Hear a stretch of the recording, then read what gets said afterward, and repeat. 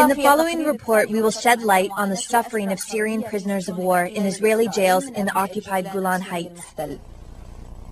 يقبع في سجون الاحتلال الإسرائيلي حاليا 12 أسيرا من أبناء الجولان السوري. There are currently 12 Syrian prisoners of war in Israeli jails. 4 of the prisoners have been serving time since August of 1985. They are Bashir al-Mukas, Sudki al-Mukas, Issam al-Wali, Sultan al-Wali, and Hayil Abu Zayed, who was the first prisoner to be captured and who was recently martyred. And among the Syrian prisoners is a mother of a child. The first sign of resistance by the people of the Golan Heights against the Israeli aggression started in May of 1967. The people of the Golan started the resistance by organizing and operating secret cells. These cells were hit hard by the Israeli occupation forces in 1973, especially after the death of the prominent leader Izzat Abu Jabal, who was martyred during an ambush against Israeli forces. Following his death, the Israeli occupation carried out a widespread operation, arresting dozens of people. Since 1967 until the present time, a number of Syrians from the Golan Heights are still serving time in Israeli jails. The people of the Golan rejected being granted Israeli citizenship, while Israel tried to impose such naturalization on them. Consequently, a meeting in Majdal Shams was convened, and a fatwa or a statement was issued prohibiting anyone from cooperating with the Israeli occupation. The Israeli Occupation Authority failed to implement its citizenship initiative, so Israel withdrew its proposal for the citizens of the Golan.